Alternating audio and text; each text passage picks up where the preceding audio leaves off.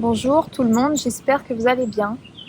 Je suis très heureuse de vous retrouver aujourd'hui dans ce magnifique endroit euh, pour une vidéo qui me tient vraiment à cœur. D'ailleurs, je l'ai faite, j'ai essayé de la publier plusieurs fois, mais j'ai jamais réussi. Je l'ai publiée une fois, puis effacée, et là je la reprends en fait. Mais c'est une vidéo qui me tient particulièrement à cœur parce que j'espère vraiment qu'elle pourra aider des gens. Et ce sont, vous verrez, ce sont en fait 10 conseils pour trouver du bonheur et plus de tranquillité, retrouver une certaine sérénité et même une forme de liberté au quotidien pour les personnes qui traversent des situations difficiles et compliquées. Et ça a été mon cas il y a quelques années. Et grâce à ces conseils que je me suis appliqués à moi-même, qui viennent de mon cheminement et de mon propre vécu, je peux dire aujourd'hui que je suis arrivée à une forme de bonheur parce que j'ai investi en moi-même et j'ai mis mon énergie plus sur moi que sur l'extérieur. Et ça a réellement fonctionné. Donc vraiment, si même ça peut aider une seule personne, je serais vraiment ravie. Et c'est pour ça que je fais cette vidéo. Alors, ma vidéo s'appelle les 10 conseils pour retrouver du bonheur quand on vit une situation difficile et compliquée. Et elle parlera aux personnes justement qui vivent des situations difficiles ou une situation difficile. Je pense par exemple aux personnes qui ont perdu leur travail, qui ont perdu un proche, si vous avez des problèmes de santé ou un handicap, si vous avez des enfants avec un ou des problèmes de santé et un handicap, et ainsi que toutes les situations qui sont difficiles à vivre et qui peuvent résonner chez vous. Peut-être que vous allez vous retrouver dans un conseil, peut-être que vous allez vous retrouver dans les 10 conseils, mais voilà, l'idée c'est qu'elle puisse, c'est que ça puisse aider tout simplement. Donc je vais commencer tout de suite avec le premier conseil. Conseil numéro 1, c'est de s'éveiller à la spiritualité. Donc plutôt que de voir la situation que vous vivez comme une fatalité, essayez de porter un regard plus spirituel sur les épreuves que vous vivez. Il est toujours intéressant, dans les périodes difficiles, de faire un travail sur soi. Et si vous choisissez le chemin de la spiritualité, vous aurez naturellement des opportunités. À vous de faire confiance à votre intuition et de faire la part des choses en ce qui est réellement une aide et ce qui ne l'est pas. Alors le deuxième conseil, c'est de faire du yoga et de la méditation. Il existe une multitude de yogas différents. Moi, je suis adepte de la Kundalini Yoga. À la base, c'est la Kundalini Yoga qui est venue à moi. J'en ai fait pendant 5 ans. Je peux vous recommander une chaîne YouTube que je trouve professionnelle. Je vous la mets en barre d'infos. C'est Isabelle Mata. Donc voilà, si vous voulez découvrir ce que c'est que la Kundalini Yoga, si ça vous intéresse, vous pouvez aller voir cette chaîne. Alors le troisième conseil, c'est de se recentrer sur soi plutôt que de se centrer sur l'extérieur. Donc se recentrer sur soi après un choc est difficile, inconfortable.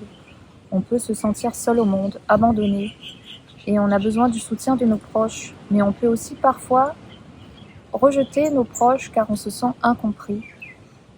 Et si vous vous sentez dans cet état, qu'on peut aussi appeler en spiritualité la nuit noire de l'âme, sachez que si vous faites le nécessaire, ça ne durera pas, et je peux vous l'assurer car j'en suis la preuve vivante. Donc l'idée est de vous libérer de ce sentiment d'abandon en apprenant à vous donner à vous-même ce qui vous manque.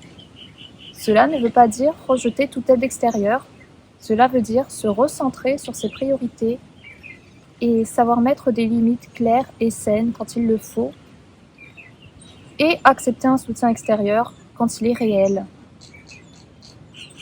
Si vous êtes à l'écoute de vous, de vos besoins, vous y arriverez. Et si vous êtes à l'écoute de vous-même et de vos besoins, Si vous mettez les priorités sur vous pour vous reconstruire, c'est très important, vous y arriverez. Soyez patient, car se reconstruire prend du temps. Je pense sincèrement que le bonheur est un état d'esprit et que la source du bonheur doit se trouver nécessairement à l'intérieur de l'esprit et non pas dans les conditions extérieures, donc les personnes ou les conditions matérielles extérieures. Quatrième conseil, devenir minimaliste. Donc on ne devient pas minimaliste du jour au lendemain, mais pour commencer, on peut prendre conscience qu'on accumule beaucoup d'objets qui prennent de l'énergie et qui, en plus d'être toxiques pour la planète, ne font pas du bien au porte-monnaie. En se libérant de l'envie d'acheter et d'accumuler plein d'objets chez soi, on se libère de l'espace pour les priorités, de l'espace et du budget pour les priorités du quotidien. Donc par exemple, ma priorité c'est que mon fils soit en bonne santé, donc je vais privilégier le budget qui concerne l'alimentation avec des produits de qualité, des fruits et des légumes bio par exemple. Et je vais faire l'impasse sur des choses qui quelque part ne me servent pas vraiment à progresser et à améliorer mes conditions de vie et les conditions de vie de mon fils. Cinquième conseil, stabiliser sa situation financière. Donc, je pense que pour pouvoir retrouver une vie paisible, quand on traverse une période difficile, on doit s'occuper en priorité de ses problèmes d'argent. C'est vrai que l'argent ne fait pas le bonheur, mais on est dans une société où on a tous besoin d'argent. Et les deux conseils que je peux donner, c'est de régler ses problèmes d'argent si on en a, et de définir un budget en fonction de ses priorités. Sixième conseil, prendre soin de son alimentation. Alors, quand on commence à faire attention à son alimentation, on se rend compte à quel point c'est primordial et à quel point l'alimentation agit sur l'humeur et sur notre énergie. Utilisée à bon escient, elle peut aussi être efficace pour diminuer, voire régler des problèmes de santé. Donc l'alimentation a eu un réel impact positif sur le développement et sur la santé de mon fils. Et d'ailleurs, j'ai prévu d'écrire un article que je publierai prochainement dans mon blog. Alors, le septième conseil, c'est de faire deux listes de développement personnel, on va dire. Alors, ce que j'entends par là, c'est de faire une première liste de ce que vous ne voulez plus. Et c'est toujours plus facile, en fait, de savoir ce qu'on ne veut plus plutôt que de savoir ce qu'on veut réellement. Et ensuite, la deuxième liste, c'est de faire de réfléchir à ce que vous pourriez mettre en place pour améliorer votre situation, plutôt que de faire une liste de ce que vous voulez. Je pense qu'il y a une différence entre le rêve et la réalité parfois. Et ensuite, j'ai envie de vous dire, passez à l'action, parce que le pouvoir de la pensée est infini et infiniment créateur, mais bien sûr, il se concrétise que par l'action. Donc faites les choses petit à petit, vous ne mettez pas la pression, croyez en vous et voilà, mettez les choses en place pour y arriver. Alors, huitième conseil, c'est de rester pleinement dans le moment présent et c'est de porter plus votre attention sur ce qui est en train de se passer dans le présent plutôt que de continuer à être tourné vers un passé qui n'existe plus ou vers un avenir qui n'est pas encore arrivé. Neuvième conseil, se ressourcer dans la nature, parce que l'être humain a besoin de nature. Et moi, par exemple, c'est clair que je me sens beaucoup mieux quand je sors régulièrement dans la nature, plutôt que, à l'inverse, j'ai tendance à beaucoup plus déprimer quand je reste enfermée chez moi plusieurs jours.